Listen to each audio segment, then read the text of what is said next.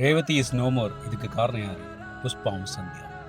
ரொம்ப வருத்தமான விஷயம், கவலைப்பட வேண்டிய ஒரு விஷயம். நேற்று ஹைதராபாத்தில் சந்தியா 70mm ஸ்க்ரீனில் புஷ்பா 2 படத்துடைய ப்ரீமியர் ஷோ. இந்த ப்ரீமியர் ஷோவில் இந்த படத்துடைய ஹீரோ அல்லு அர்ஜுன் கலந்துக்கிறாரு. சாதாரணமாக படம் ரிலீஸ் ஆனாலே கூட்டம் கட்டுக்கடங்காமல் வரும். இதில் ஹீரோ வர்றாருன்னு சொன்ன உடனே கூட்டம் காட்டாற்று வெள்ளம்னு திரண்டு வந்ததில் சினிமா கிறுக்கர்கள்லாம் ஒன்று சேர்ந்ததில் ஸ்டாம்பீடு.